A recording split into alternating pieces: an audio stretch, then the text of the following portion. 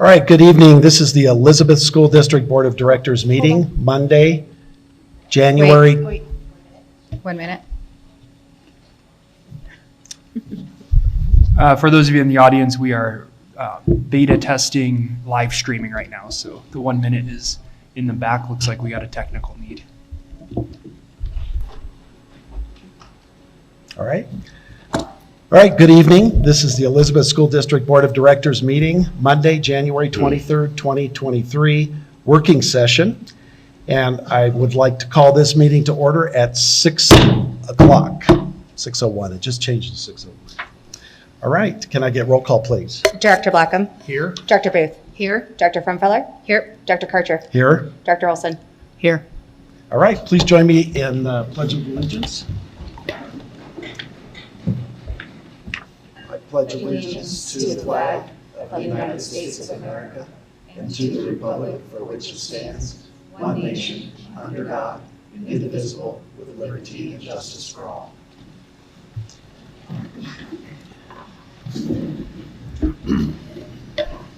All right, could I get a motion for the approval of the agenda? So moved. I would like to make a motion. There's a couple of items I would like to add to the agenda. So I make two motions. Okay, go ahead. The first item I would like to add to the agenda is review of board policy BEDE. Excuse me, Carrie, you had a first motion on the agenda as is. So. Oh, we need a second on that? Yeah, All and then right. if not, and then yours would come up and you would be the first, Rhonda. Does that make sense? Okay, Because I said so moved first. Right. So we need a second. If somebody would like to second the agenda the way it is right now, and then we would vote. And then if nobody wants to second, it would fail, like it would just drop, and then Rhonda would, whatever her request is. Director Olson, after the second, would still be able to ask for you to amend the motion. So I think right now what we're saying is we have a motion on the floor. Is there a second to move forward with the agenda as is? If there's no second, then that motion fails, and we can ask for Thank you. additional motions. But if it goes forward, does Rhonda not get to ask? Then, yes, Director Olson can still ask for the agenda to be amended, and then Director Frumfeller and whoever seconds would be able to amend their motion and their second. Okay, thank you. all right. Thank you, Dr. Dallas. So is there a second? Second. All right. So Okay. Sorry about that. I would like to make a motion to amend the agenda to add board policy BEDB for review and discussion. All right. Second? No. no, right now we would have, because there's already a motion on the floor and a second. Right. So right now, the motion and the second would need to be amended to include this into Okay. this. So But I thought you had to second it, and then there was a discussion, and then you voted whether to amend the agenda. No? So right now, the motion on the floor is the agenda as is with a second. Director Olson's asking to Director Frumfeller and Director Blackham to amend their motion to include a review of BEDB, I believe it was. Yes. And then we can ask on the second one as well. Okay. So, So right now, Director Frumfeller has to decide whether she's willing to amend her motion to include a review of BEDB. So would you like me to amend? Is that what you're asking me? If I should amend my motion? You have to decide if you would like to amend your motion to include a review of policy BEDB or not. Do you want Director Olson to tell you what it is instead of you having to look it up? Yeah, why don't you? I mean, Okay. let's do that. I would like to add discussion items back to our agenda for the business session. say that again? Right now, we have our agendas. So we have a business session and a working session, but the discussion items were removed from the business session. I think it impedes our ability to communicate, collaborate. Therefore, I would like to add the discussion items back to our business session. So, Just as a point of clarification, it would be added as a discussion item to discuss it, but no vote would be taken to actually Exactly. to Yeah. change the policy. This is Alright. just to discuss So it it. would just be adding it to the agenda to discuss it. Okay, sorry. Well, okay. And then there was another one you said? Do we have to vote on that first? I would, for the sake of clarity and ease, I would handle them one at a time. Okay. Okay, So right now, you're being asked to add BEDB as a discussion item. It won't be, no decisions will be made, the board would discuss only. okay, so I can, that's fine, I don't Okay, care. so- So I'm so happy then- to amend my motion to approve the agenda with adding the BEDB. Director Blackham would have to change, would have to agree, because he seconded it. I agree. Okay. All right. Okay. Okay. Okay. And I would also like to make a motion to add an Elizabeth School District resolution in support of parental rights for discussion in our meeting this evening. Okay. So say that again. A resolution in support of parental rights for the board to review. For, Or discuss, right? yes, to Okay. discuss.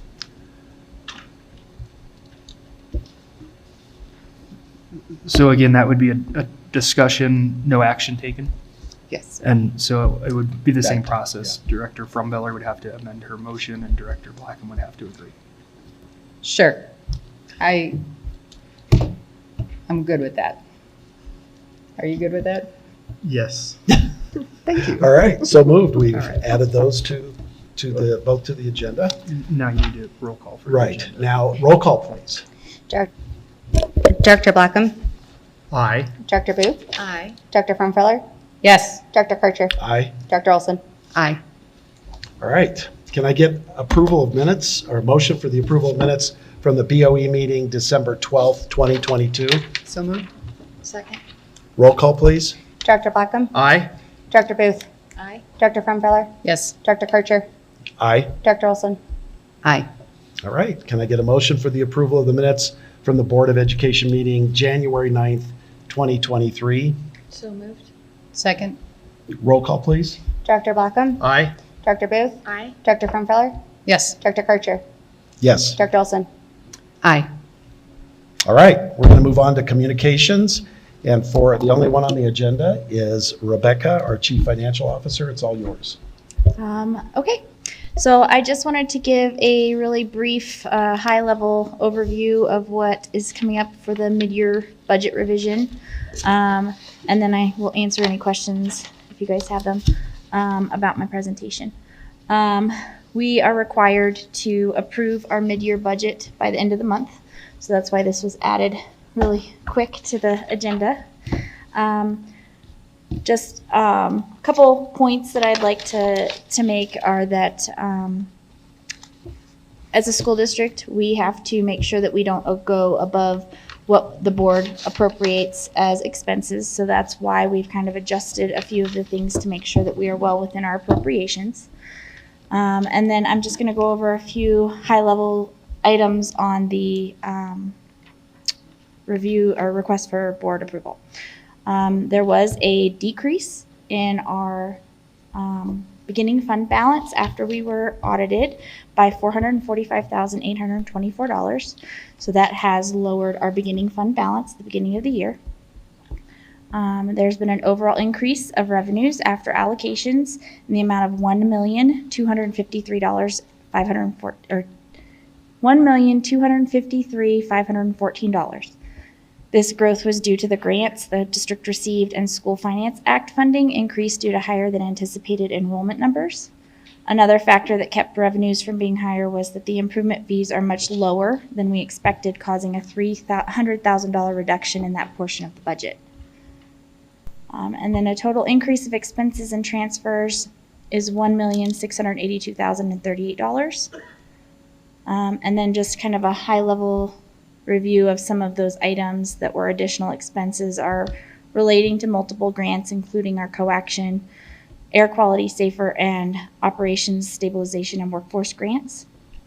We did have the bonus stipends that went out, and we were able to more accurately project salaries, so we did adjust budgets for that. We did have some opportunities to get a multi-year discount on our insurance premiums, so we did have an increase for this year on those because we took advantage of that multi-year discount.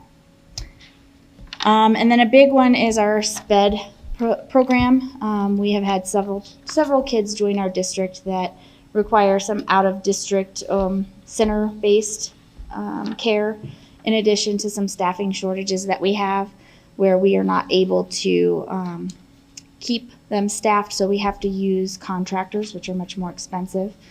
So we have had to up the special education budget quite a lot. And then we did an increase for the superintendent search, for the master plan, and then some things around our capital expenditures, like some camera equipment for the new school buses that we purchased, some safety-related items, and some teacher laptops. And then effectively, the net effect of the change with the general fund is a decrease of the projected ending fund balance of $874,348 from the prior budget adoption. We changed some of the funds to, well, all of the funds, we updated their beginning fund balances based on the audit. So all of those had a slight tweak. The self-insurance fund was changed to reflect the audited beginning fund balance and also to reduce, it was still calculating the revenue for health insurance, which we are no longer self-funded. So we took that out and adjusted the expenditure expectations to only meet the claims that kind of trickle through as we finished that self-funded insurance program, since we switched to Kaiser this year. And then we've updated salaries and benefit expenditures in the pupil activity and food service funds. We also decreased the transfer into the pupil activity fund. And then there's no changes to the grant fund. And then the reason that the beginning fund balance for all the funds was changed was due to the fact that the original budget was built with anticipated ending funding balances, and while this budget reflects actual audited ending fund balances. And so the big thing is, overall, we have dropped our estimated or projected ending fund balance to $1,896,043. This, as a percentage of expenditures and transfers, is a ending fund balance of 7.07%. And then I know you guys have all the backup probably also that I provided. And so I just want to make sure there's a line item on here that I just kind of want to draw your attention to and kind of explain. This is kind of based on some conversations that I've had with Director Olson earlier. The line on the very first page that talks about reserve for district policy, that has, the district board has set aside or has determined that we should have a 2% reserve balance. So that's a little bit different. What we're talking about in some of these items are the non-assigned reserves, which is relatively lower than I'd like it to be. But I just want to make sure you guys know that we have that cushion in there if you so deemed it necessary to be able to use it, because of that differentiation that the district has reserved that for those reasons. Okay. Anything else? Thank you very much. Thank you. All right, can I get a motion for the approval of the 2022-2023 budget revisions? So moved. So move, sorry. Second. All right, roll call, please. Director Blackham? Aye. Director Booth? Aye. Director Frumfeller? Yes. Dr. Karcher? Aye. Dr. Olson? Aye. All right. Moving on to discussion items. To better get to know each of the board members and their passion for serving on the Elizabeth School District Board of Education, we will each board member will give a 5-minute presentation or speech on why they joined the board, and we will go in alphabetical order. So first up, we have Director Blackham, followed by Director Booth, then Director Frumfeller, myself, and then Director Olson. So, my friend, you're on. So I'm Craig Blackham. I think I need to go back to the 29 years that I taught in Elizabeth High School. And I felt like at that time that I had enough working knowledge of things that worked well, maybe some of the warts that, exist over 29 years. And while it was still fresh in my mind, be able to translate that into some honoring the things that have gone on in the past, particularly previous boards, and to move on in new directions. So that was kind of the underlying issue. And as we were coming out of COVID, I was worried that we might contract the things that kids were open to, programs, extracurriculars, things like that. And I wanted to make sure that as we reopened, that we were going to be able to not only maintain most of the programs and opportunities, but to even expand them. And so that was one of the things that was a major issue for me, those programs for particularly the students. And then for the entire group, both the students and other stakeholders, I wanted to make sure that COVID had not had any negative effects on the mental health of particularly our students. And I wanted to make sure that we had mechanisms in place that should people want to use them, that they would be available. And so, again, that was one of the things I wasn't solely primarily concerned about just the academics, but I also wanted to make sure that there was that support for both students and staff, that they would be able to come out of COVID in a positive way. So, you know, over 29 years, obviously a lot of history there. And as a teacher, we tend to look at our students as our kids. And as I was finishing my career, I was beginning to get the kids of my kids. And so it's still so good to be able to walk through the halls and kids will come up and say, "You taught my mom, you taught my dad," and so on and so forth. And so between my own personal kids that went through here and then the connections with the families in Elbert County and Elizabeth, I just feel like my roots are deep, and I care so very, very much about all the not only the constituents but the stakeholders in this community. And last night, you know, we know social media and the evils that lie therein. But last night I ran across a poem that was written by one of our elementary school teachers. I'm sorry, elementary school students. And it just kind of caught the tone of what I feel. And it's called, I hear my school singing. I'm going to withhold the name. I just want to make sure we take care of the little ones. And he says, the head custodian swooshing and sweeping, making a rhythm. The clerk clicking and typing with the buzzing, the ringing. The nurse crying, shaking, typing. The librarian shing and turning the pages. The teachers clicking, talking, and printing. The lunch lady scooping and saying you're welcome. The recess teachers telling kids to behave and don't hit. The yelling and screaming they listen to all day. And I just felt like this little fella kind of captured, you know, the whole scope of who we are to take care of. It's the kids, and I love the line about the lunch ladies saying you're welcome, and that spoke to the goodness and the kindness that exists in this community. And this little fella captured that with one line, and I thought it was truly amazing. And it echoes one of my favorite authors, Walt Whitman, who wrote, I Hear America Singing. And this little fella has reached down and captured the heart of what America is. And I couldn't have been more proud of one of our students, much less an elementary school kid, to be able to do that and to, again, remind me and impassion me about why I'm here. So I'm gonna leave that with that poem in mind, and that speaks to why I'm here. Very good. Heather. My name is Heather Booth, and Craig, I totally agree with you on your statement about wanting to expand the programs for students. I think that's so important, and I love your passion for that.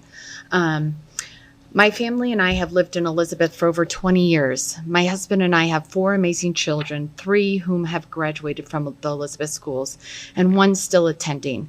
We have always been very involved parents within the schools and the community. For over a decade, I was involved with the PTCO, including being the vice president. I've been a deacon at my church, and I've been very active with the Elbert County Republican Party. I, as a parent, became concerned with the new direction education is heading in our country. I strongly oppose CRT and its new name SEL and gender ideology. I consider it not only harmful to our children, but it takes away from academics. I love our rural community and the kids in it. I want to preserve the quality of our schools and keep the progressive agendas out. I joined this board to be a voice for the parents, an advocate for transparency, and an opposing view of progressive policies. For too many years, our public schools have shifted far left due to policies being implemented behind closed doors. All of our voting records are public, and you look how I voted, and I'm proud of that record. Putting kids first, pushing back, and continuing to be fully transparent to the parents and the community. I come from a family of teachers. My mom and grandmother spent their careers teaching. I have even been a substitute teacher at our schools, and I have had many wonderful friends who are teachers. I understand and respect what it means to be a teacher and the time, effort, and love that goes into it. I was asked to address and take a quick moment to address some items that were brought up at the public comment at our last meeting. It was stated that the board members are spreading rumors and referenced a hit list. I want to address and dispel those rumors. They are simply rumors, and as most rumors are, they are untrue. 2 of my top goals for this district for this school year are to bring in a conservative-based legal counsel and a conservative-based superintendent. Thank you. Thank you.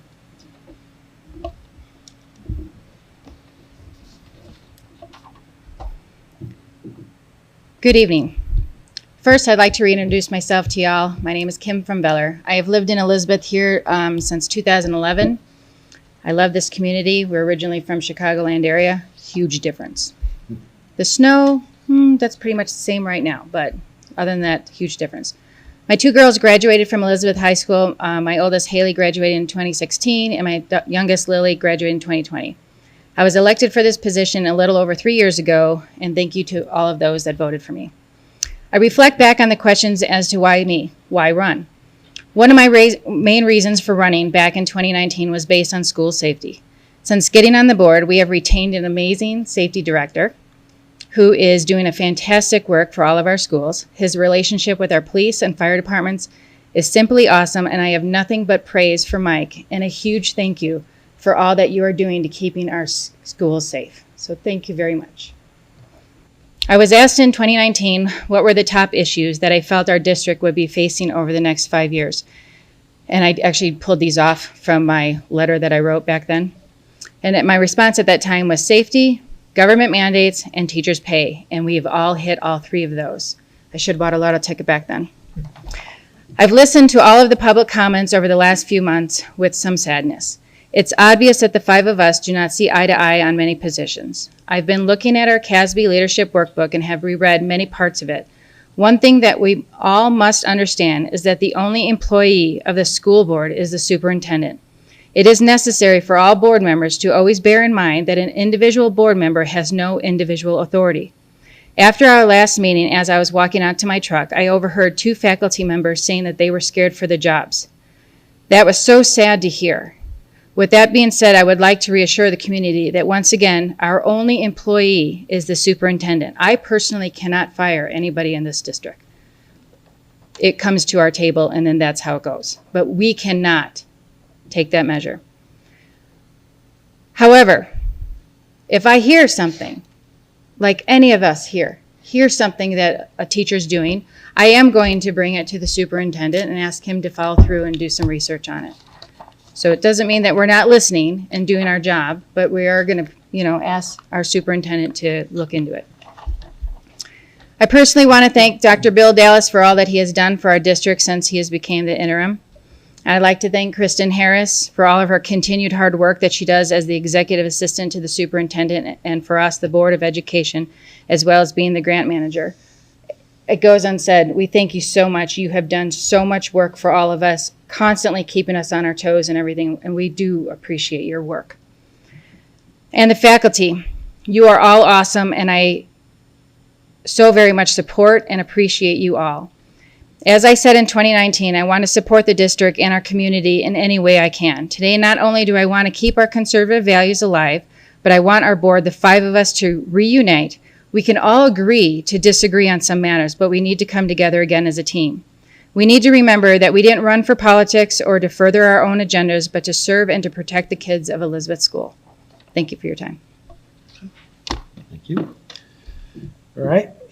I have to have these. I don't For see how mine. big my font was. Yeah. That's what I made last. All right. I think most of you know who I am, but I'm Kerry Karcher, and this is my second term on the Board of Education. I'm a year and a half or so into the second term. And I joined the board, ran for the board as a conservative for kids. At the end of the day, the most important thing to me is the education of our kids. And I'll explain a little bit more about that. But that is why I ran. That is why I ran for a second term. I wanted to continue the great work of the prior board that I was on for 4 years. So I think it goes without saying that I am a conservative for kids. That was on all of my campaign information.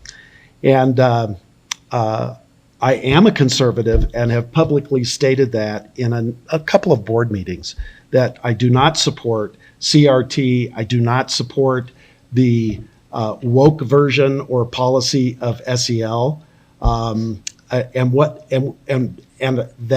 That's not something that I would be on the board and would approve. If, any CRT or any of the woke practices that we're hearing all about throughout the country. So our administration is not adopting anything as such that was brought up in a prior one of our prior meetings, and we're not talking about it. I don't think anybody on the board is considering it or would entertain it. So I just wanted to kind of make that point clear. I do support our terrific staff of psychologists, counselors, and the special education team that have presented their roles to the board and community over the last several meetings. Our students and community need our help in these difficult times, and we have a very good track record throughout the pandemic of helping and saving really a lot of our kids that are struggling in the community. I do not consider this SEL or a gateway to CRT. And for those that expressed concerns over these issues in the last meeting, I would encourage you to reach out to the persons or the person to fact check what you heard. So I heard a lot of comments, but nobody called me to ask what I felt or what I thought about it. Nobody called Bill, I don't believe, and I'm not going to speak for everybody, but I really would encourage everybody to do that. As you know, the last year, our superintendent resigned and accepted a position at another school district as an assistant superintendent. Prior to his resignation, he told me and others that he wanted to retire from the district in about 3 years. What changed? I'll just throw that out there. What changed? In my first 4 years as a board member, the board worked hard for the benefit and success of the students, staff retention, and safety, all top priorities. For the record, I am very supportive of our current staff and appreciate every one of them and their dedication to the students' education and success. The administrative team has done a terrific job throughout the district, specifically Dr. Bill Dallas, who the board voted in as interim superintendent with a unanimous vote. The role of the Board of Education is to provide governance over policy and direction to the superintendent. The superintendent is responsible for the success of our students through superior leadership and management of administration. Micromanagement from the Board of Education causes additional time spent away from our goal of student success. I appreciate feedback from the community and will make every effort to be transparent where allowed, allowed within the laws and regulations governing Colorado and the federal education. Your patience as we work to hire a new superintendent to move our district forward is also appreciated. So thank you. All right, Rhonda. Okay. My name is Rhonda Olson. Can you hear me okay? No? Can you hear me okay now? Same.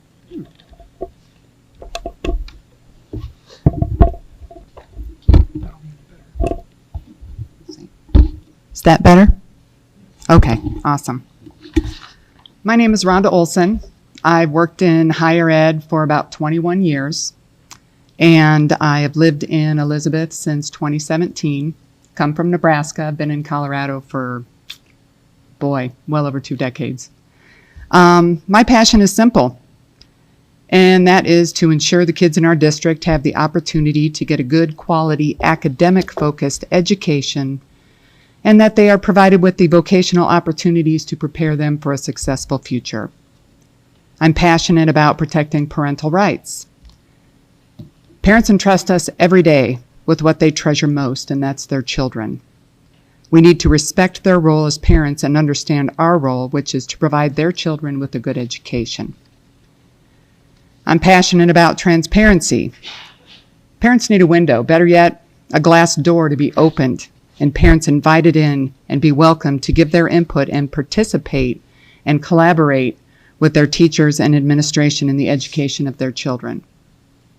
I also believe the board needs to be transparent in how we serve our constituents. We need to be open and accessible and truly listen. What you, our constituents, want out of our district needs to be reflected in the decisions that we make. That's what we were elected to do. I'm passionate about school choice. It is what capitalism is all about. Competition makes for a better product. I'm passionate about keeping our focus on the education of our students and not indoctrination. I don't want any of the controversial curriculums such as CRT, social emotional learning, and I have done my research, and restorative justice in our schools. I think they shift the focus from academics and accountability. I know my opposition to SEL is not a popular view with some in the district, but it's what I believe. I believe it is also what parents want, regardless of their political affiliation. Most want the focus of their schools to be on academics and opportunity. Ultimately, I want our district to be the one that all parents want to send their children to, because they know our focus is on the students and academics and not our political agendas. I want this to be the district students want to be in, because they know our focus is on their education and opportunity. I want this to be the district that teachers, counselors, and all other staff want to be in, where they know they can just focus on what they do best. And their efforts are going to be appreciated and rewarded regardless of their political affiliation. I'd like to make it very clear, I don't care what your political affiliation is, as long as your focus is on academics and putting our kids first. And I don't want there to be any confusion. I really do value our teachers and our staff. I think they're wonderful. I mean, the notes we get from children tell us how much they love them. And I don't want to put the extra burden of having to teach SEL and all of the other curriculum on their plates. I just want them to be able to teach and do the wonderful job that they do now. It's that simple. Thank you. All right. Well, thank you all very much. I think that helped maybe clarify a little bit, maybe muddy it up a little bit. I'm not sure, but I appreciate it, and that was very good. So we're going to move on to discussion items. And before we move into reading revised policies, I would like to point out a couple of items. First, the binder that we have in front of us has been put together and prepared. It's got all the policies that we're going to be reviewing through the rest of this school year. So we're not going to go into detail on every one of these policies tonight because there are several on the list. It includes the first original policy as it is currently written. The second is the CASB recommended revision to stay within compliance of Colorado law. And third is the current policy with the recommended CASB changes. CASB is the Colorado Association of School Boards, just in case you didn't know that. It is our job as the board to give direction to the interim superintendent on how to adjust these policies and bring them back for a vote at the next meeting. To help facilitate, I will ask Dr. Dallas to walk us through each policy. And I have adjusted the agenda to include the two that Rhonda added. Okay, well, thank you. First off, thank you to Mrs. Harris for developing this packet. So again, in each of your sections that are broken down in order based upon the agenda, you'll notice that the first policy is the current version. As Director Karcher said, the next policy is CASB's language, and then the last policy is our current draft of proposed changes. Now, the first grouping of policies that we're going to take a look at were recommended by Special Policy Update on February 28th of 2022. The majority of them are required by law, so I do want to point out that in your packet you do have a Special Policy Update document that looks like this. And there is a column right there that'll outline which are required by law and which are not. And so we will kind of go through each one. Please remember that the direction that I received from the board is what I would like to bring back to the next meeting. And so right now we are just in initial conversations. And I do believe that most of these policies, as we go through them, we'll be able to touch on them pretty quickly. A couple are simply reviews, that there's been some sort of an update as a note. Notes don't get added to policy, but they do require a review. And then we need to update our policies throughout that process as well. So the first one to take a look at was, again, recommended for review February 28th, 2020, is required by law. If you take a look at it, it is policy AC, non-discrimination, equal opportunity. I found it most useful to take a look at the last, kind of work backwards and take a look at the last document, which is the proposed changes, because that way we can see which one of them are fairly basic. But this is policy that is driven by some changes in legislation. If you take a look, the page 4 is the primary component. What it does is it draws out language where is in the second paragraph under reporting unlawful discrimination and harassment. It strikes employee from that paragraph to set it aside below so that it calls employees out separately from that paragraph to indicate their mechanism to report any unlawful or believed unlawful discrimination or harassment directly towards them. So that is the only recommended change to this policy per CASB in the February 28th special policy update. Any questions or directions regarding this particular policy and knowing that it could come back for an action item? No, looks good. Okay, then what I'm hearing then is my direction is to bring it back as written. Yes. Okay. So moving on, we have board policy, which in our board policy it is named DJCA. Oh my goodness, I'm drawing a blank here. The asterisks, thank you. What we're looking at doing is changing the name to better reflect what other school districts use, which is the CASB code, which would be to change it to DJB asterisks.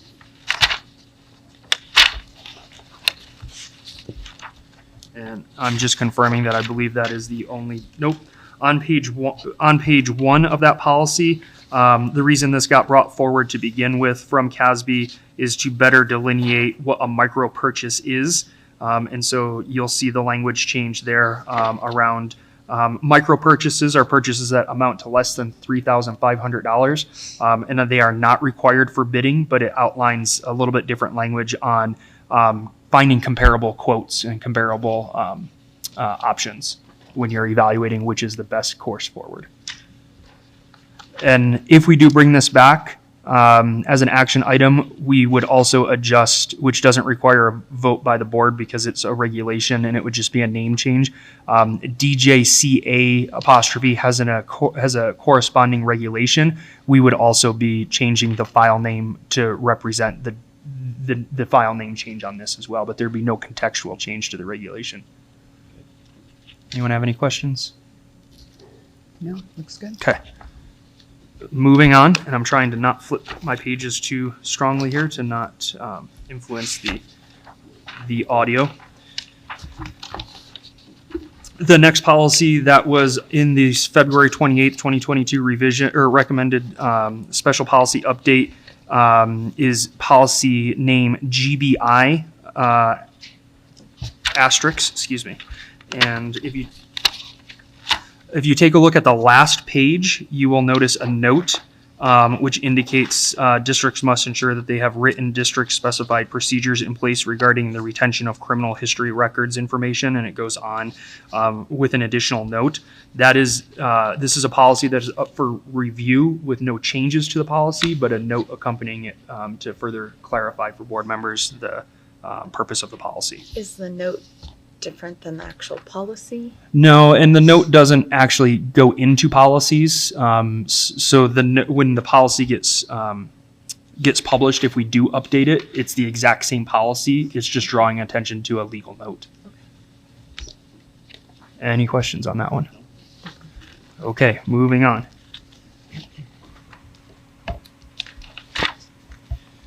Okay, the next one I'm seeing here is revised policy JICDE apostrophe. Again, this is a policy revision that is required by law and was in the February 28th, 2022 CASB policy update.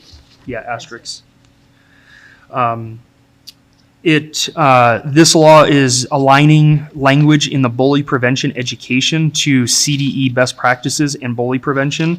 So if you'll notice, there's some considerable changes here. So I would encourage us to take a moment and take a look at this one because there is quite a bit of language change. As you can see, the first part talks about prohibited behavior, including bullying, retaliation against reported bullying, and other behaviors prohibited by this policy, and making knowingly false accusations of bullying behavior. It then gets into definitions where it outlines a definition for retaliation, a definition for false accusations, speaks towards a prevention and intervention comprehensive program to address bullying at all school levels, and then continues with reporting, investigating, and supporting referrals. So this one, the previous policy changes might be ones that I would recommend that we bring back to the next board as a second and final read, whereas this one, with the amount of language change, I would encourage the board to maybe potentially bring it back for a second read. But if the board is comfortable, we can bring it back as a second and final read. But again, there is quite a bit of language change. All of this language change is to better align district policies with CDE best practices and definitions. This one, I had quite a few notes on this one. Okay, well, we will take some notes. Okay. So, one of the questions I had was on false accusations, which we know that can happen, but one of the questions I had was, so false accusations, but yet people can report anonymously. So how do we enforce that? Can we do maybe not anonymously, but conceal, like protect that information? But I mean, that one, the false accusation, that one kind of worries me a little bit. The challenge is going to be the mechanism for which they report by. And so if a student is reporting through Safe to Tell, then it remains anonymous, and we don't actually have any direct communication with those who are reporting. The individual who works for Safe to Tell is the individual who's communicating directly. There are some parameters in which the individuals from Safe to Tell are allowed to ask for identifiable information. It typically comes down to an imminent risk of threat or bodily harm. But outside of that, the individuals at Safe to Tell are not permitted to ask additional qualifying information that would result in it not being anonymous. So I understand your concern.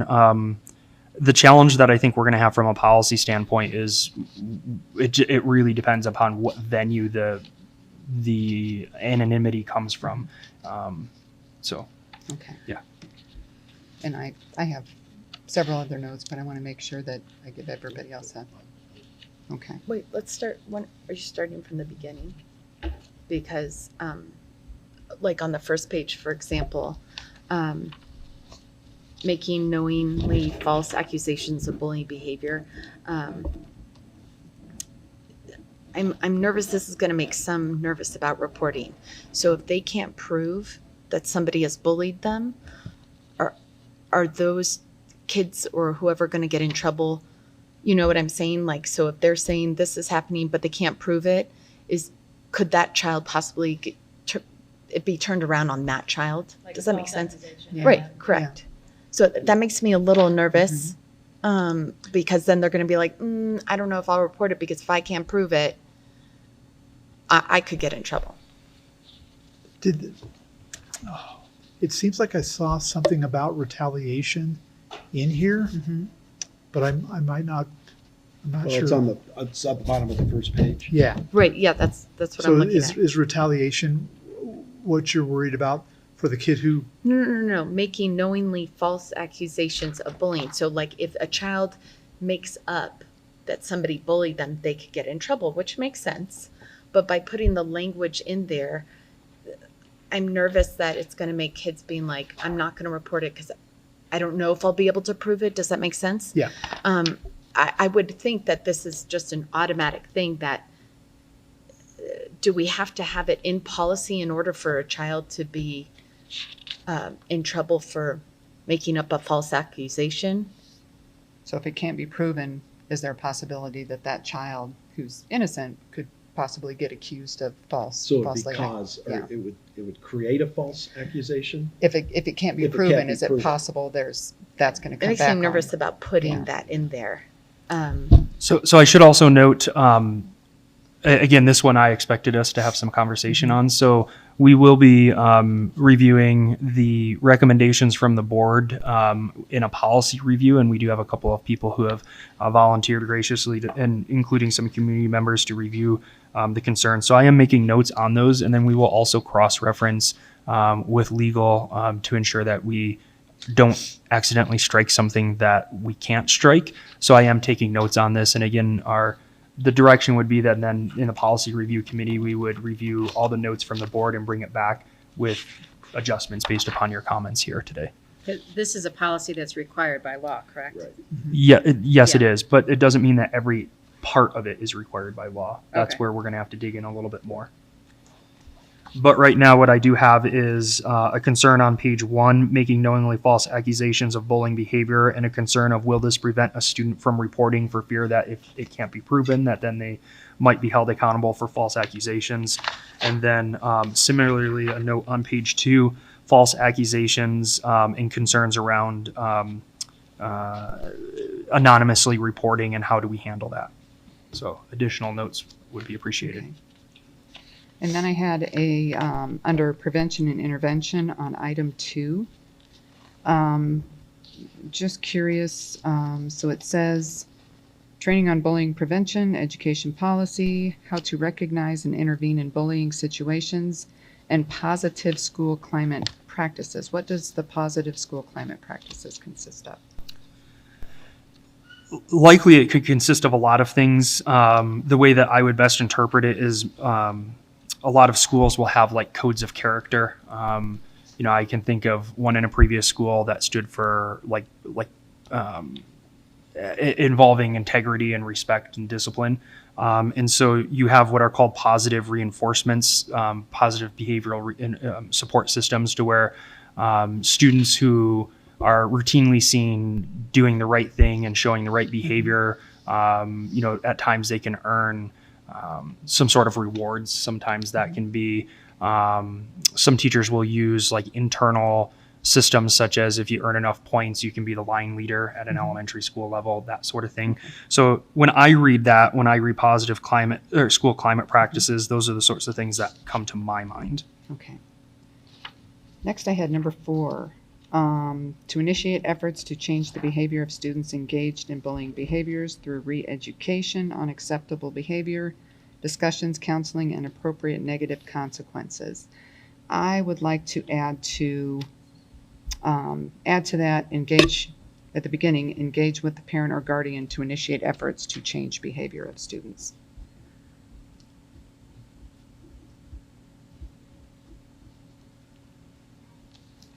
Any further comment on that? On that one? Okay. All right, I've added that to my notes as well. Okay. And number 5, across settings. What does that mean at the end of the sentence? Maintain a bullying-free environment across settings. The way I interpret that would be at not only at school but at football games, on a bus, at a bus stop.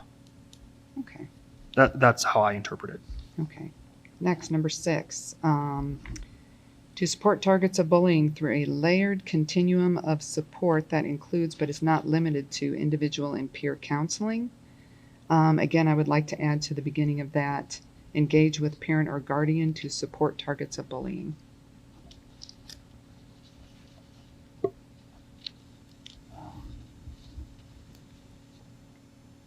And number 8, to support positive school climate efforts that clearly define, teach, and reinforce pro-social behavior. I think that's a little bit up to interpretation about what pro-social behavior is. I'm a little concerned if perhaps the parent has a different interpretation than what we're teaching the child. So to be honest with you, I liked number 8 in the old revision.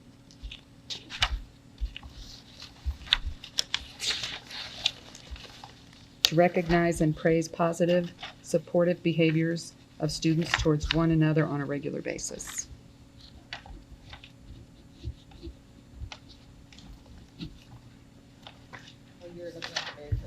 Yeah, our original. So number 8, I like the verbiage in that better.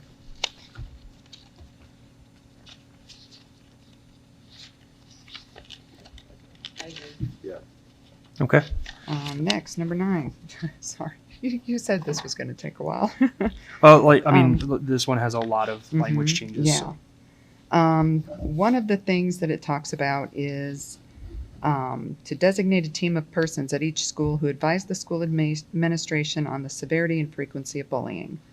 The team of persons at the school may include, but not be limited to, school resource officers, social workers, school psychologists, health professionals, mental health professionals. One of the ones that stood out to me was members of bullying prevention or youth resiliency community organizations. I would like to either leave that out or make sure that we vet these community organizations to make sure that their beliefs and values align with those of our community.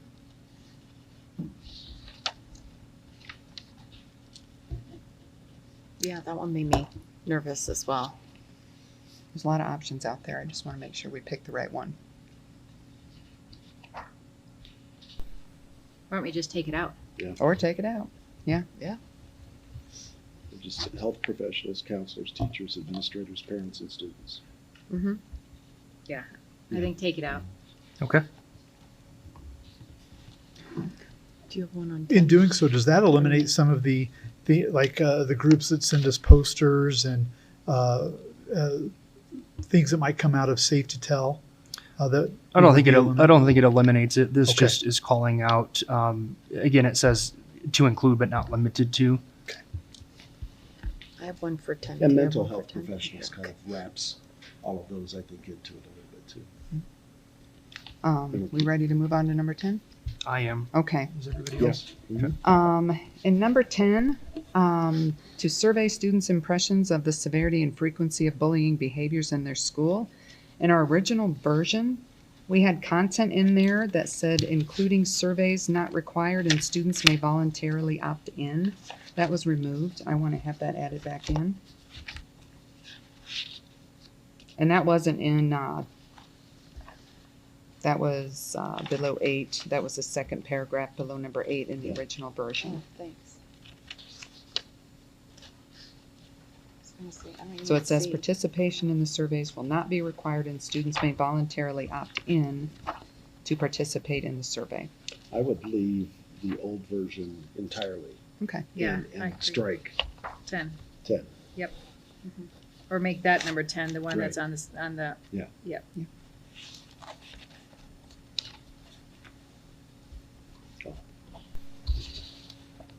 And then the next question I have is on number 12. I do as well.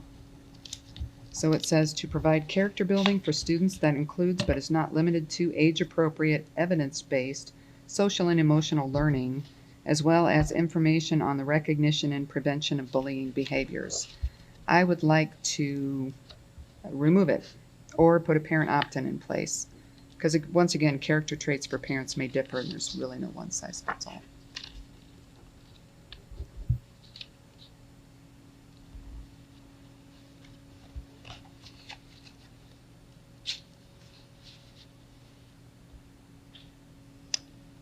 Kind of embedded in our graduate outcomes are some character development things, and I'm sure they at some point touch on bullying in different aspects. So I think to remove the whole thing, I think might take a little bit away from some of those things that we're using to point kids towards our graduate outcomes. So I think maybe rewording some way. Well, rewording and taking out social emotional learning doesn't take out the social emotional learning. You know what I mean? Okay, but at the very core, if I want a kid to be resilient, that's a character quality, and that's part of our graduate outcome. And so I wouldn't want to dismiss that just because we want to change just work around social emotional learning, the terminology. Social emotional learning. I wouldn't want to take that out at the sake of these three words. Then, as I said here, parent opt-in. I want social emotional taken out the learning. I don't care evidence-based or not. I don't want social emotional learning in any of our policies. Because when you take it, you take the whole thing, the good and the bad. I'm not saying they're not good parts of social emotional learning, but there's bad parts of it. That's why I'm against social emotional learning. Well, basically what it is you can't, it's like, you can't take a piece of it without taking the whole thing. You can't cherry pick. So you open the door, it's here. It's interpretation I kind of disagree also. with that because that example right there. And I've said it before, I'm going to say it again. My Boy Scout pocket knife is always in my pocket. And I was taught to be trustworthy, loyal, helpful, et cetera, et cetera. And I think those are traits that have served me well. And I think our graduate outcomes are certainly traits that are serving our students well. And that was created by a group of people, parents, students, and so on. And so I don't know how we're going to teach kids right from wrong, how to work well with others. That's social emotional learning. Teachers have But been we doing did it it forever. Teachers That's my have point. been doing it And then- forever. And we've called that Yes. social emotional learning in the past for as long as I've been on the board. It's been in Since our 2018, 2017. 2017. Yeah. So that's 5 years. But to go back to the Boy Scouts, your parents signed you up for Boy Scouts, didn't they? Sure. But the parents came in, especially with the graduate outcomes. Parents were part of that as well, and so they have a hand in some of the things that we're looking for. And that's important. I want the parents engaged in every decision we make and in all of the curriculum. Yeah, so as a parent, I'm not okay with this. So that's why I'm saying but- on this one, and specifically one, just- the three words. Yep. Okay, So can we reword it? I think so. I'll bring it to the policy review committee and I will ask for their assistance in rewording it and bring it back. Again, I don't recommend we bring this back as a final read at our next meeting. Correct. There's just too much, No way. I probably have 24 notes at this point in time. So we've got to chip away at it. and the next area I had was supports and referrals. What was that? Under supports and referrals. I again want to make sure that we make a note in there to engage parents or guardians when we initiate to change the behavior of students engaged in bullying. I just want to make sure that the parents are involved throughout the whole process. Another question I had was, I don't understand this sentence, support targets of bullying in ways that avoid increasing their likelihood of discipline. So targets of bullying, what is considered a target of bullying? So in my experience, and I hate to be stereotypical, but locker rooms are targets of bullying.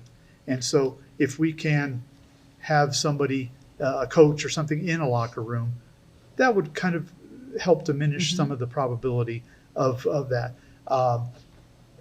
When a kid would constantly at 10:42 every day want to go to the restroom, okay, that's a little consistent. That's a little bit too rehearsed, and wondering if maybe there's bullying going on in that way. And so just simply perhaps alternating the time. And so bathrooms, locker rooms, once the bus lights go dark, that can become a target of bullying. I remember as a kid, the back seat of the bus, that was an area of bullying. Okay. And, it dawned on me one day, wow, the seventh graders sure can move me around when they need to, when I was a little fourth grader. And so even the back of the bus could be a target of Okay, bullying. so that's what we're looking at. We're not looking at a person, we're looking at a location or Opportunities, yeah. areas where bullying might take place. That's how I understand, but I can Okay. see how It's the confusing. language isn't clear, so I'll point that out to the Okay. advisory committee and ask for additional Awesome. clarifying language. I had a question. It talks a clarification. It talks about the State Board of Education's rules for the grant program. Districts that apply for the grant. Where are you looking, sorry? Oh, you're Page- looking on the CASB version? Yeah. Oh, Am I looking at the wrong version? Yeah, that's Which is not why in I was our not language. following. It was like, I looked down over here. Because we're not part of any of those grants. Okay, Okay, well, that will be, okay, okay. all right. Any further, I think the rest is all striking Yeah, language. that's it. Those were my concerns. At this point, and it's could be specific to this one, but it could even be specific to the one we just talked about with procurement. What is the process whereby we engage input from all the players into the policy and then communicate that to all the players in the particular field that we're addressing? Yes, it's a great question, and that's where the development of a policy review committee, it's only in its infantile stages right now, but ideally, when we have, again, I have some individuals from the community who have expressed a willingness to be part of the review policy. On what day is today? Monday. On Wednesday, the District Accountability Committee is also going to be meeting, and I'm going to ask for some additional parents who might want to be involved. But then, based upon the policy, we'll want to have some different levels of district personnel involved. So this one, for example, which is heavily influenced by both educational staff and building leadership, I think it would be good for us to have some teachers provide some input and also some building principals. So when we're talking about the district staff being involved, it really has to be a little bit flexible depending upon what the policy is. If it's a policy related to procurement, then we need district office, business office involved. We probably don't need, teachers or maybe even, principals if it doesn't relate to principals being involved. So, again, the committee, it's in its beginning stages because we haven't had it before. But this is a good example of how the working session can be a really good opportunity for the board to have conversations around these, provide me direction that I can take back to that working committee, and then bring that recommendation back to the board so that the board can continue to revise and eventually be able to get to a policy that best represents the community as a whole. Okay. Yeah. Okay, we're going to deviate a little bit from your book because the next two policies that came from February 28th, which are JICDE E1 and E2, those are exhibits to the bullying prevention policy that we were just reading. We do not currently have those exhibits in our policy, so they will be new. So because of that, on our agenda, you will notice that they are first reading of new policies, and they are at point 8.2 and 8.20 and 8.21. So put a pause in those, and we will get to those once we go through the other agendas, because those do not exist in board policy right now, but they are exhibits to go along with the policy that we were just speaking of. Okay, so moving on now. Oh, okay. So we're going to BEC, correct? Yes, yes. So moving on now, we are now looking at special policy updates from August 31st of 2022. You will note that there are a lot fewer of these that have the X's. That means that it's policy required by law. So I will do my best to point those out as we go through. But if somebody notes that I missed one, please don't hesitate to speak in. The first two are not policies required by law. They are recommendations from CASB. So the first one is BEC.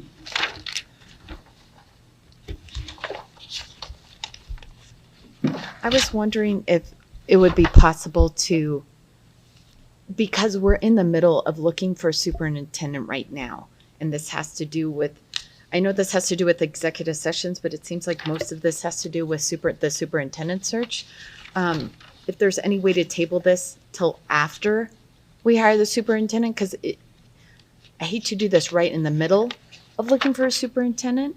I don't think it's good policy to do that, since we're right in the middle of it. One of the questions I had was, hopefully we don't have to do that very often, but do we have to modify our executive session policy to accommodate this information? Or can we just, when we go into executive session, just quote that, Colorado Revised Statute 24-6-402?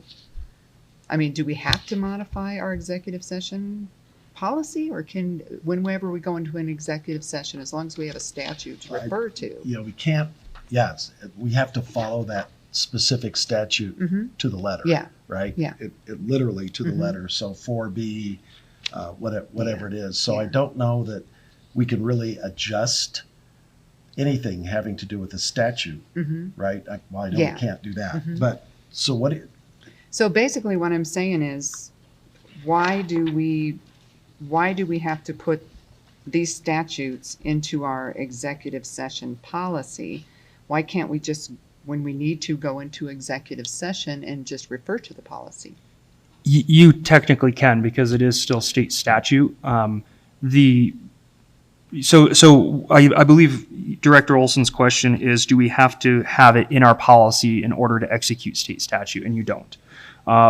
Having in your policy the benefit, and which is most likely why it's not a policy required by law, but by having in your policy, it will, the idea here is that it calls attention to it as a possible tool that you can use, and just best practices to align to those different state statutes. But if the board were so inclined to not engage in the conversation around this language right now, it's easily one that we can table, and that would not preclude the board from entering into executive session for CRS 24-6-402 for I think those are L's. Yeah. So, because it is still in state Yeah, so statute, it'd so be you still adding legally three. be able to go in. 3 of those statutes. Right. So what this is doing is it's adding language into board policy that allows for you to go into executive session for reasons that are currently stated in state statute, but are not outlined in board policy. And maybe we just bring it back in April. But we can use these Yes. during the process, the hiring process. Yes. And just bring it back and adjust our policy in April? Is that Yeah. what you're? Yeah. If whenever? we need to. Yeah. Yeah. Okay. I'm fine with it. Everybody good with that? So I've got a note to bring back end of the year, April, May. Okay. All right. Moving on, we have board policy GBAB, which is workplace health and safety protection. As I'm moving here, I believe this is removing language that was specifically put in.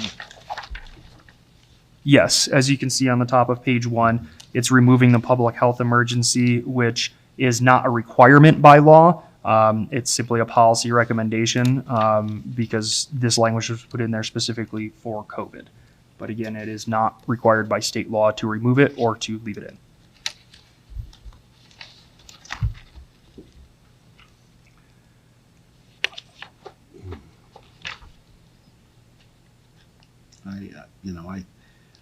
I mean, it could possibly be reinstated, if another pandemic occurs or something like. I say we leave it in. It's kind of a moot point, and I don't know. I agree. They're your policies. Yeah, Yeah. I agree. I agree. Oh, sure, throw them back at us. Yeah, yeah. I don't have a vote here. Okay, Yeah. okay, so That what, works. what I'm hearing from the board, correct me if I'm wrong, but we have a consensus to leave GBAB as written. Yes. Yes. Okay, moving on, GBEA is required, a policy required by law, so I need to flip my pages here.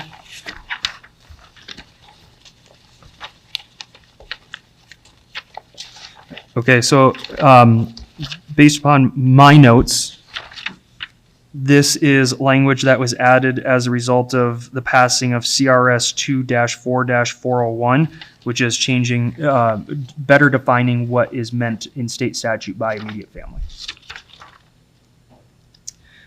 So it clarifies that immediate family means a person who is related by blood, marriage, civil union, or adoption.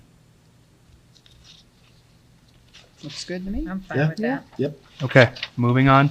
The next policy is not a required law revision. It is policy GBJ. This policy is in regards to personnel records and files. It is a recommended policy change, not a required policy change. The recommendation from CASB is to include in that first paragraph that included in an individual's personnel file would be their attendance records. I'm fine Do with that. I'm fine. Is there, Yeah. do you think there's a rationale behind that, why they would remove the days a person was absent? I don't know. Okay. Or just not have it in there, in the policy. Yeah, I know we keep student records in case there's a legal question on down the road or tardies and truancies accumulating. And I don't know that that might serve us down the road if we were able to say, yeah, where was Craig Blackham on April 19th? Well, the reason I would recommend adding this language, and it's only an assumption, is in many districts, there can be some financial compensation for not, if you have certain number of sick days or vacation days. And so my assumption here is at some point in time, there was a question as to how many vacation days or sick days that a staff member across in some district may have had, and that it wasn't specifically called out in policy that you can add that into the personnel file, that this is giving the district the ability to do so if it's so decided. I think it's fine. Yeah, I Yeah. think it's fine. Okay, moving on. The next one is also, next policy is also not required by law. It is IC-ICA, school year, school calendar instructional time.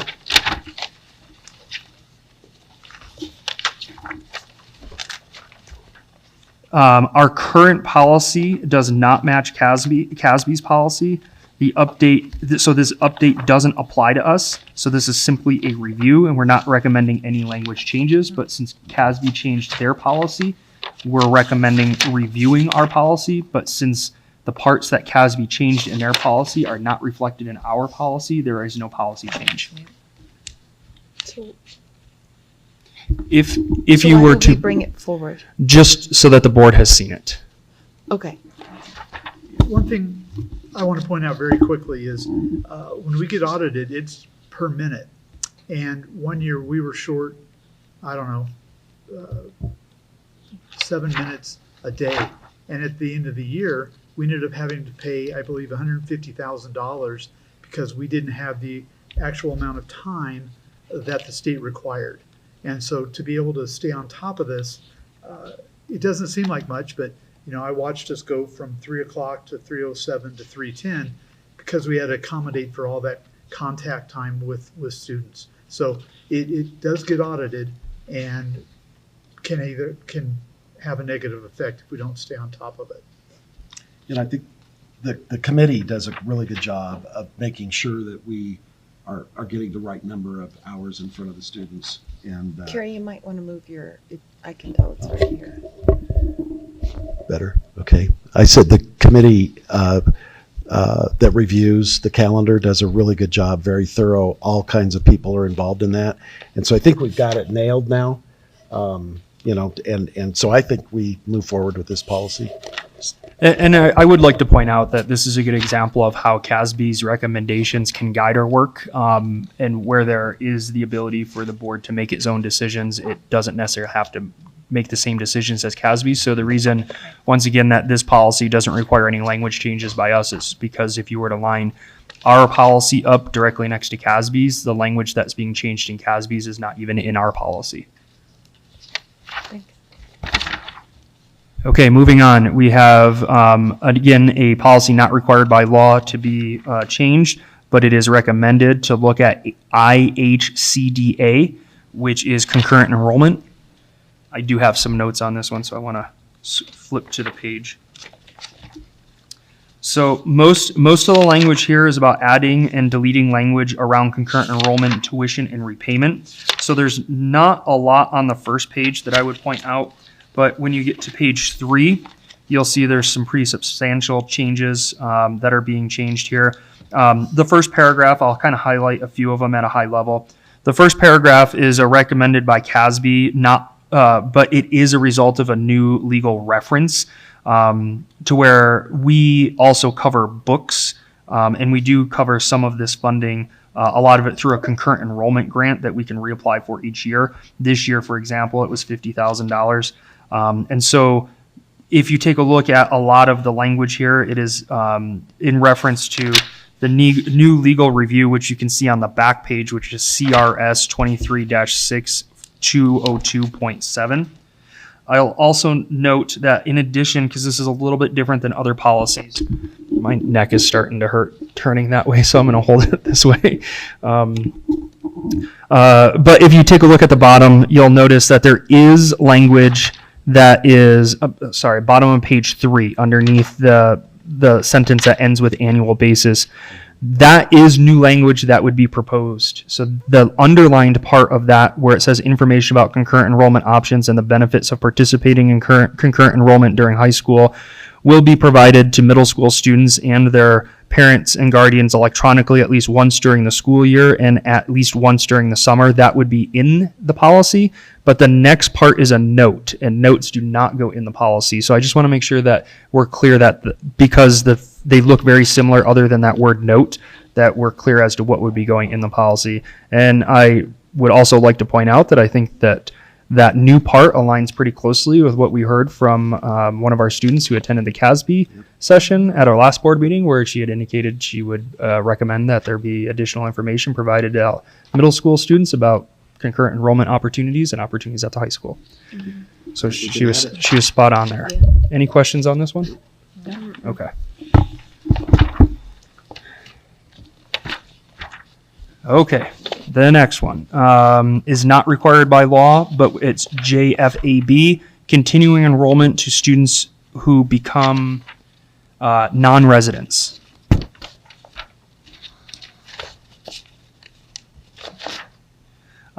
So if we take a look here, pretty simple change.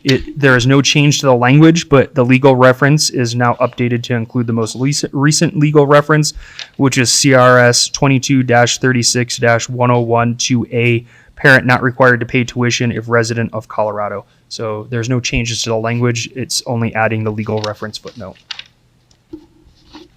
Okay.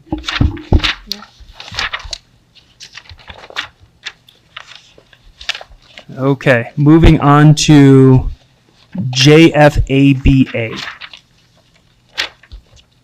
Same thing, but non-resident tuition. It is the same thing. It is only no changes to language, only adding the legal reference footnote of CRS 22-36-1012A, parent not required to pay tuition if resident of Colorado. Yeah. Okay, the next one is required by law. So I do want to point that out. It is JFABE-R, students in foster care. So let me flip to my notes.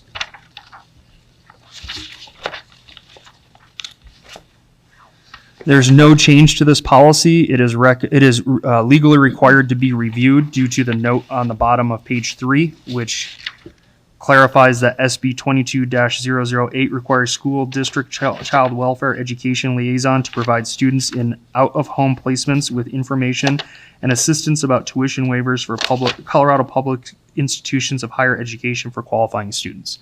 So that language, there's no change. It's just a legal note, which it's actually not even a legal note because it won't be added, but it's a note that this interfaces with SB 22-008.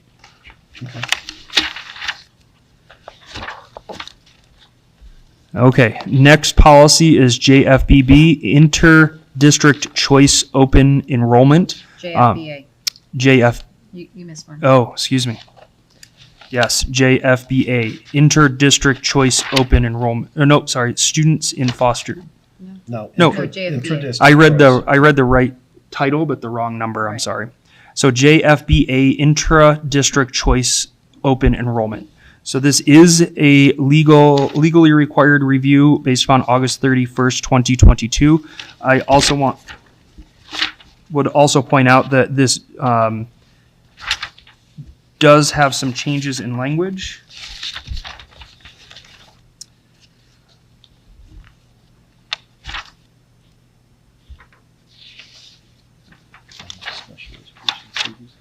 So what this language is referring to is prior to this law being passed, as part of open enrollment records for students applying to become a member of a school, many districts had a option for parents to choose whether or not the student has an existing IEP.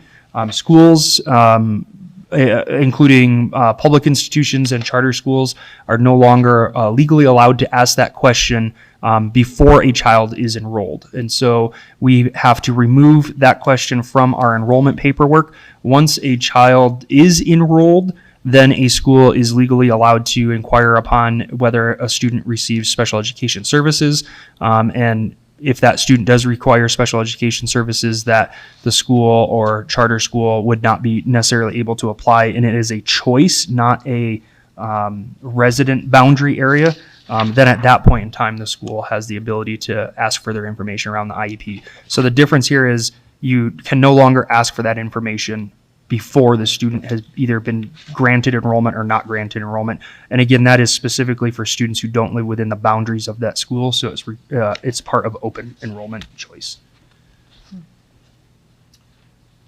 Any questions on that? No. Okay, the next one is JFBB, Inter-District Choice Open Enrollment. This is updating the same language that was in JFBA, just in one of our different policies, JFBB. But it's the same thing. Schools and cannot ask open enrollment questions of students in regards to whether or not they have an IEP until after they are indicated that they are enrolled or not enrolled. Would that also be true of a student who's coming in from an expulsion somewhere else? No, it's not. So a student who is expelled from another school district can be. So if a student is expelled from one school district and goes to another school district, that school district can, by law, uphold the expulsion of the district in which the student was at, and you can ask that prior to enrollment. Okay. Good question. Do we do that? Yes, we do. Okay, moving on to the last one of these, I believe. LBD-R is a regulation with district charter schools.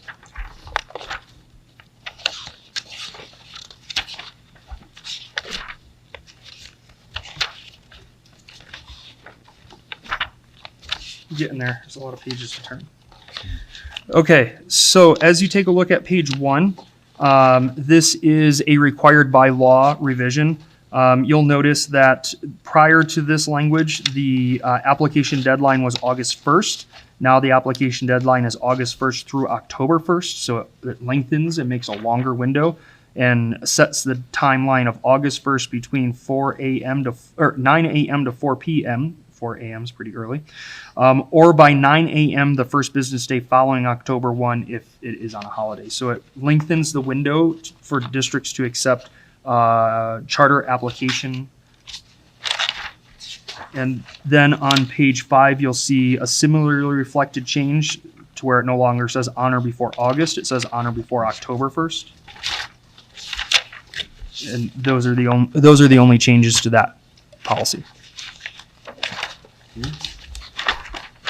I will also note that we have a exhibit that goes with LBD-E that we are recommending changes to coincide. So this is an exhibit. So it says it changes the district at least 60 days to 30 days before submitting an application. So the district is required to respond sooner. And then there is a change from notifying the former superintendent to myself as the interim superintendent. Okay then. So we made it through all of those policies. As you can see, most of them are, most of them are pretty minor changes, but I just wanted to confirm that with all of those policies, I believe I have good and clear expectations as to which policies we are bringing back or not bringing back, except for the bully prevention policy, which is going to the district policy review team for further information, which will come back to you as a discussion item. Actually, no, it would come as an action item for a reading, but not for an approval at the next business session. Okay. So would that be a first reading after it's gone to the review committee? No, it would be a second reading, but it would be the first time it's an action item. Gotcha. But the board would not be second and final, whereas many of these others are second and final. It would be second read. Okay. Okay, so policy FF is coming about because it's naming of facilities. You'll notice that there are no recommended changes here. It was adopted in September 19th of 1979 and last reviewed October 7th, 1999. But I will inform the board as though we have received some inquiries around board policy when it comes to naming of facilities. And so I wanted to bring this up for the board to be able to review. We don't have to make any decisions today, but as you can see, it's pretty specific to elementary schools, and I wanted to open it up for board discussion. So I can still get that water fountain named after me? Only if the policy that the board enacts allows for it. So why is this limited to just elementary schools?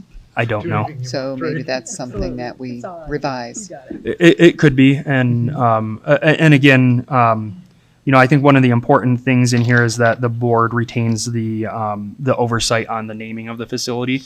But again, since we've received a couple of inquiries, in the event that a decision does need to be made, I would appreciate board guidance on how to direct that decision and how to direct that conversation. So that's Okay. why I've brought it forward to you. Yeah, I don't know why we need to limit it to elementary schools. We should just schools. The name, Well- the naming. Yeah. Yeah. Well, and it could be areas within the school or the campus. It might be the so-and-so football field or an auditorium named after somebody.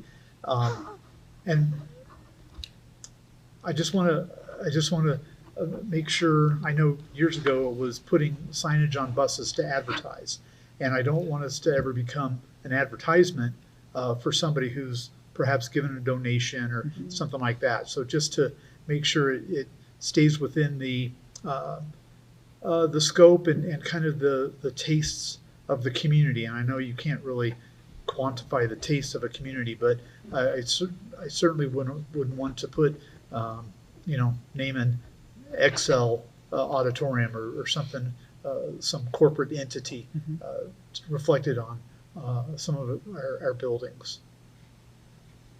Yeah. I think this just is directly related to schools.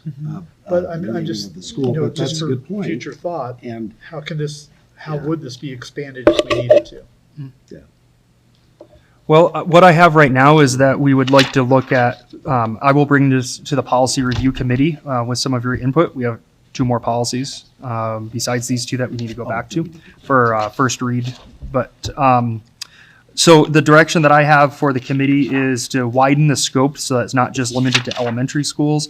Consider potentially even widening the scope to locations within facilities, but to make sure as though we take into account things such as scope and taste of the community as well. So I'm curious to see where the policy review committee is going to be able to craft some language around that, and I will bring it back to the board for a second and not final read at our next business session. I'll gladly give up my water fountain and name it after the review board if they can come up with this. That'd be wonderful of them. All right, duly noted.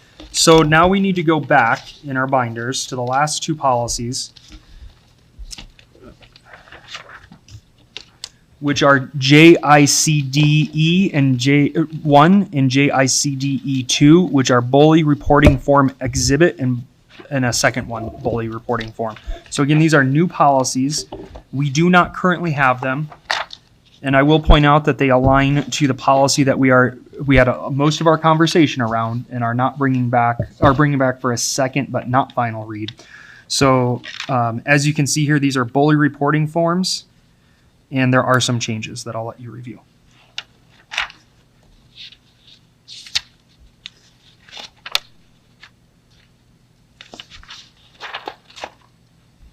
The first one we're looking at again is Exhibit 1.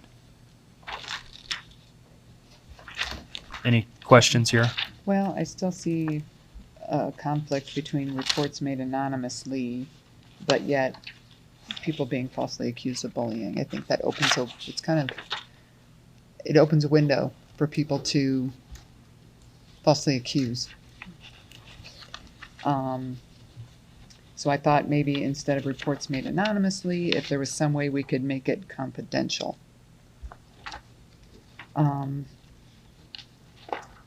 So just change the word anonymously to confidential? Yeah.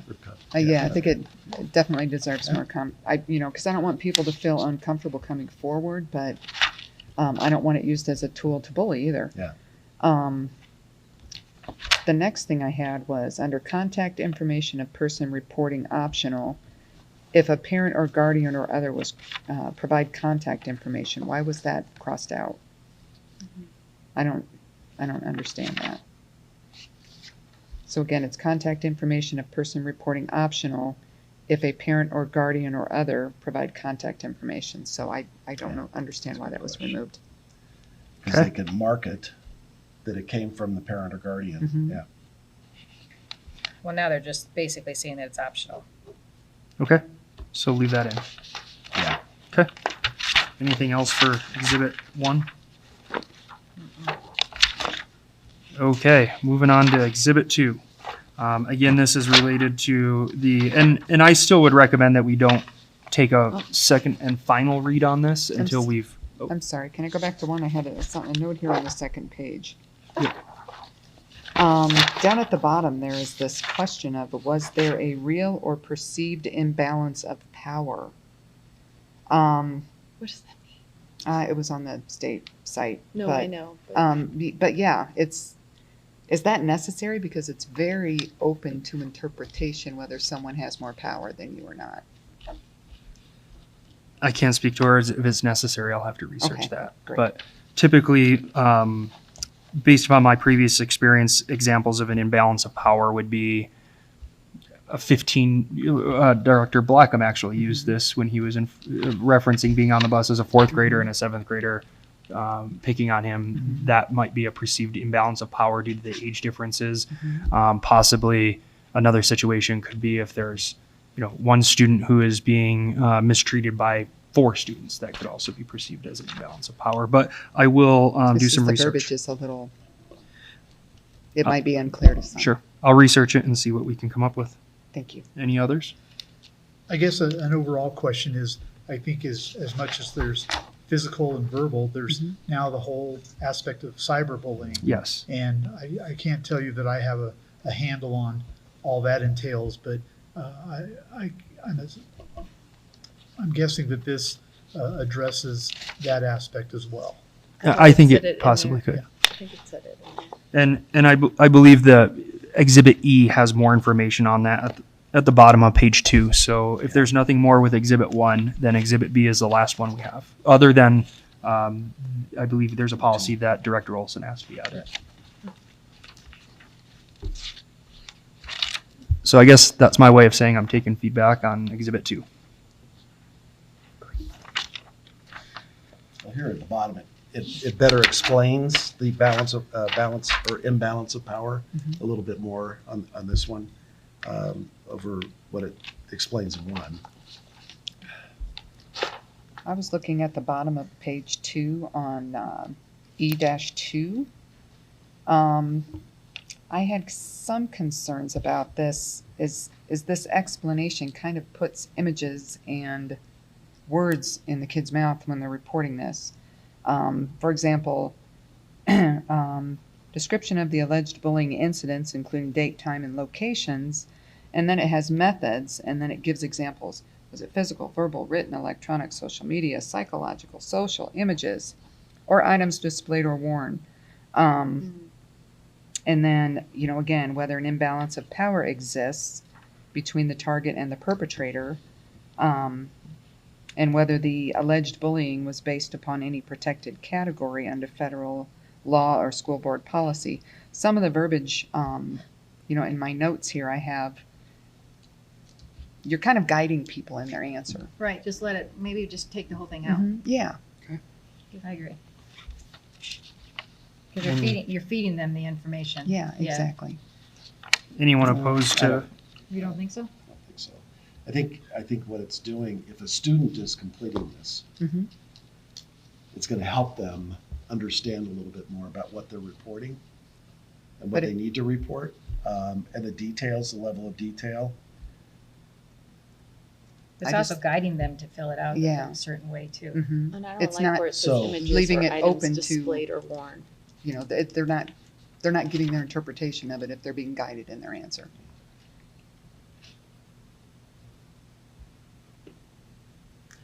I can bring it to the review committee and gain their I input. would bring it to the Thank you. review committee Yeah. because I don't agree with that. Okay. That is the extent, and I will congratulate the board on, oh, on 2? Yeah. Okay. It has here, at the bottom of page 6,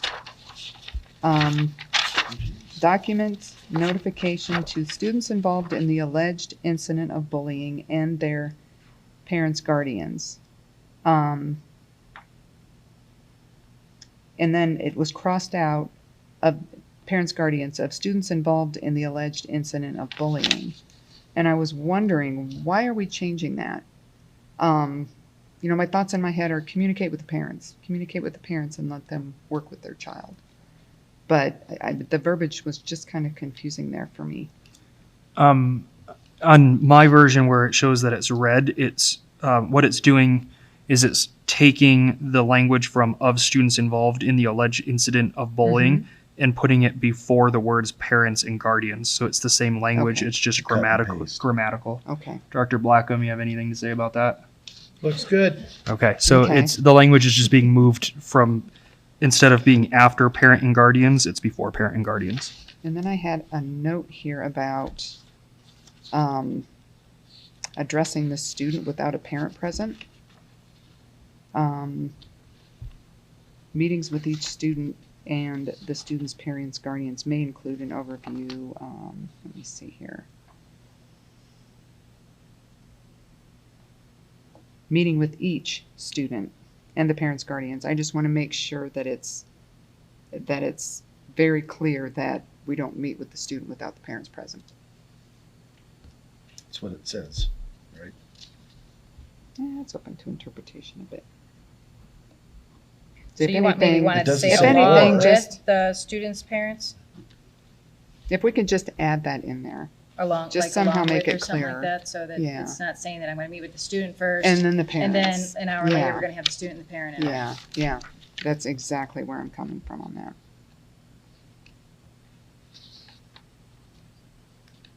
So So maybe they can take a look at that piece. Because we're not having the meeting with just the students. Yeah. Yeah, we can take a look at it in the review policy. And does not mean or. Right. I'm thinking of financial services. Well, we can just have them look at it and they Yeah. can get their, you know. Yeah. Then on page 7, interventions. I had a note in here, the school will work with the parent and guardians to determine a plan for intervention on behalf of their child. I put in here, the parents and guardians to determine an approved plan for the intervention on behalf of their child. Okay. Because it still does reference restorative measures, social emotional skill building, etc. I just, again, want to make sure the parent approves of the plan that we're implementing with their child in cooperation. I think that's language that's usually added. Anything else for Exhibit 2? Okay, well, that completes these 2 special policy updates. So the board is now reviewed and is on a track to be in compliance, or kind of just up to date. I don't know if compliance is the right word, but up to date with the last 2 special policy updates from CASB. So I think I have some good direction. I do just want to point out, for a point of clarity, and this is a minor thing, but on the agenda, 8.18, we reviewed LBD-E, intent to apply to become a district charter school. There was a minor error on the agenda. There should have been an asterisk after that E. So I just want to make sure, as though it doesn't change the agenda and it doesn't change how you reach the agenda, but it properly would have been coded as LBD-E asterisk. So I believe at this point in time, that is all for those policies, other than the additional 2 items that were added. And I'll defer to Director Karcher on this. Okay, Rhonda, you will start with the BEDB. Okay. So in October, we voted to remove discussion from our business session. And I would like to advocate for putting it back in. There's been occasions where we've wanted to add something to the agenda, and the only option available was to bring it up in the meeting. But you can't bring it up in the meeting if there's no discussion. I would like to add it back in because I think it gives us the opportunity to talk and bring up issues. Not even necessarily issues, but just stuff that we want to discuss. Okay. So I think limiting ourselves to discussion to once a month really decreases our ability to collaborate as a board and to come up with new and fresh ideas for governing a district. So I propose that. I mean, it's not that it'll always get used, but it's there if there's something that we want to bring up. And I guess a clarification for me would be, is there a real reason to take it out? Or Well, to keep it out? Yeah. Well, and I think one of the other things that we did is voted on and approved our core values and our norms. And one of those norms was that we wouldn't bring to the table agenda changes at the night of the board meeting, that we would do that the Thursday or Friday prior. Well, we try, but when we can't get stuff put on the agenda, then Yeah. I feel like we don't have a choice but to do it. I've tried to bring this up twice now, and I've been denied twice. Okay. That's why I figured, okay, I'm going to do it tonight. Okay. So I think it'll make things go more fluid if we have the opportunity to bring things up. Okay. Well, we can certainly add it to the action item agenda for a vote. Does anybody have any other comments or thoughts around BEDB and adding back in discussion items on the business session? I would like to get everybody's, my thing speaking, I'd like to get everybody's opinion. Or when we vote on it next week. Yeah, we can do that next week. Okay.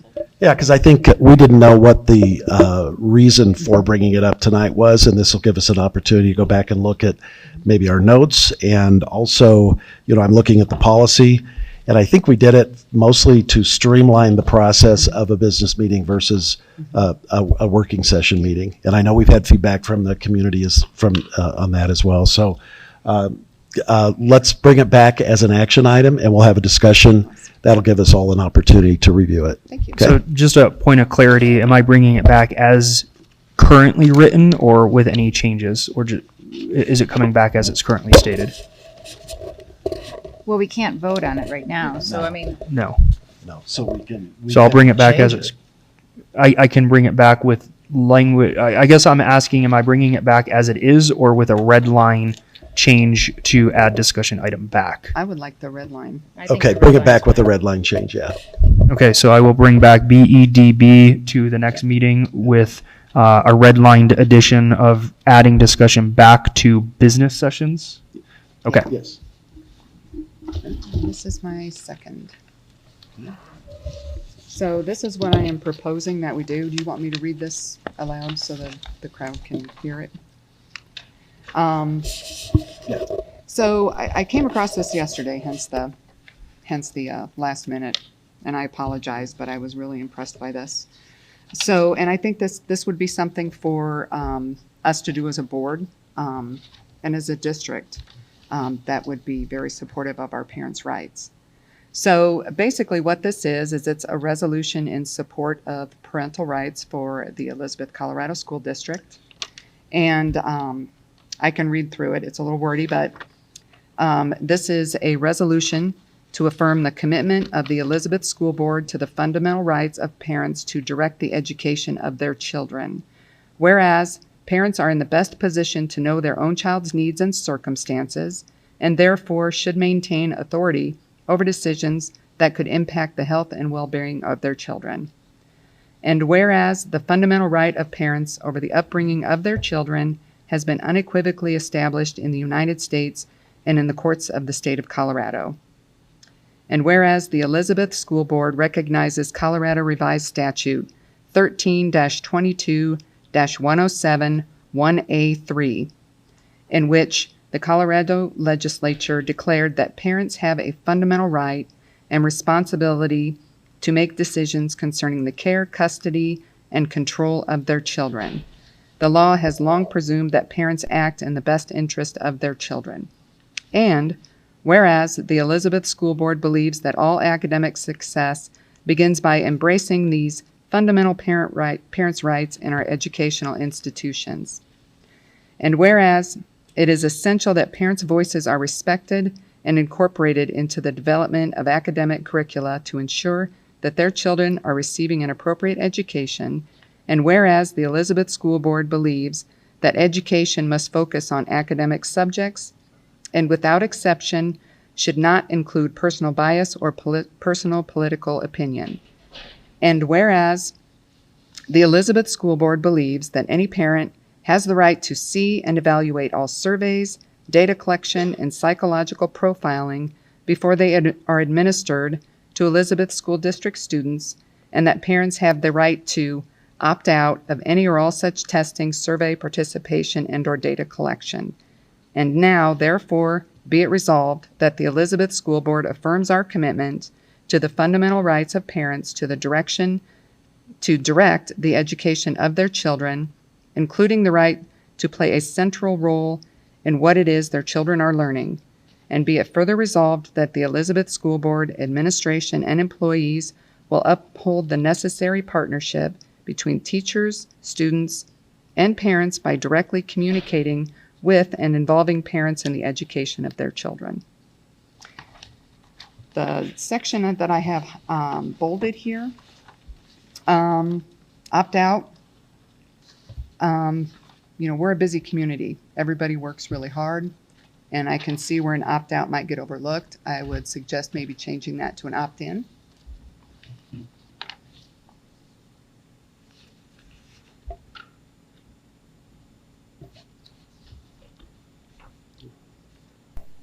All right, any other comments? I like the general concept, but I'd like to compare a few of these and see if we can take the best parts of each one and compile that. And what a perfect avenue or opportunity for us to engage our parents in particular, to be able to take a look at those and come back to us with a compilation of what they would feel appropriate to go into it. And the only other caveat I have is going back to teacher college days and the notion of in parental loci, where, you know, when the kids are here at the school, teachers and administrators are in charge of the kids' protection and behavior and things like that. And so to make sure that we're working with Supreme Court rules regarding those notions.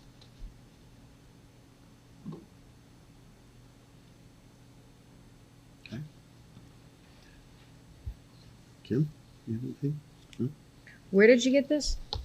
I got it, I was, I dug deep for it. I was just browsing stuff on the web on Sunday, and I found it on parentalrights.org, I believe it was. I think we need a little bit more time to review it. I like the concept. I like the idea. But I would like to kind of compare and contrast, because I think that there are districts that are similar in size. Not that that matters about this, but and I'm not sure, but I think Lewis Palmer might be one of them. There might be a couple more that I would like to see what they've put together too, and just. But I think we're on the right path. I like this. Agreed. Thanks. So can we do that? You know, have the opportunity to just kind of do a review and each one of us, and then come back and have a discussion around it again? Yeah. And then we can put it together? Okay. All right. Very good. All right. Our next board meeting is scheduled for February 13th, 2023. It'll be a business session. Will you all be present for that one? Yes. Yes. Yep. Yes. All right. Okay. So it is now 7:51, and I adjourn this meeting. Thank you, everybody. Yeah, thank you. Thank you. That was great.